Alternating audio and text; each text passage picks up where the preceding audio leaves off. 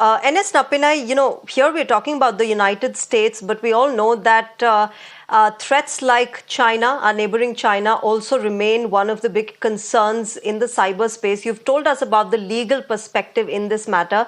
But is India cyber resilient to save its democracy? Do we have the required laws, the required setup, the required cyber infrastructure that is needed to save democracy? I should hope so. Because I personally feel that, often we are confused with mixing up what laws are available with what we need without realizing the scope of the existing laws. So, this is all I would have to say. The first and foremost is existing laws as it were sufficient, but you now have a couple of additions to existing laws through rules. The intermediary guidelines of 2021 is a classic example.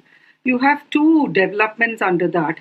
One is for, rooting out misinformation and fake news, which was introduced, and also an add-on to that aspect was included. Now you also have the fact-checking notification that has come out. So these are all methodologies which you can use in terms of countering fake news or hate speech. But then the issue really here, Shreya, is when this kind of information or news comes out in the heels of elections and midway through elections, then what is it that we are looking at? Are we really, that's why I qualified my earlier statement also by saying, are we talking about misinformation here, or are we talking about influencing as opposed to just opining, right? So when we're talking about influencing and how they expect the polity to react, I would really like to quote, I would paraphrase Oscar Wilde rather, and this has always been one of my favorite lines in terms of a person having courage in other people's convictions. So are we going to have courage in other people's convictions, or do we have our own? And would we know what is best for us, or are we going to let others influence us? This would be my word of caution to every voter out there. Be cautious. Balance out your views. Remember, one people's opinion may not necessarily be that of others, and an opinion does not have to be a fact. Sure, absolutely. Quickly, briefly, before I wrap it up, Chirayu Thakkar, let me just understand from you then, do you think, this wider problem of countries influencing each other's elections can sort of, grow further, or there is something that governments across the world can do to actually sort of reduce it or stop it completely? Is that possible at all?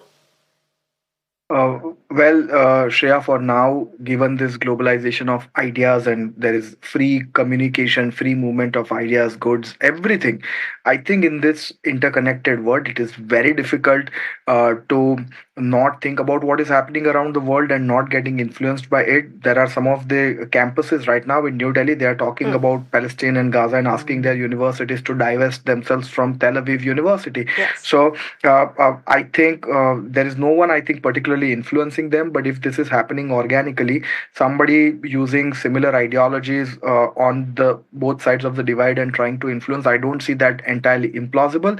It is for the voters, as the other panelist was saying, to remain vigilant and form their own opinions, make an informed choice. That is the only thing we can hope in our democracy.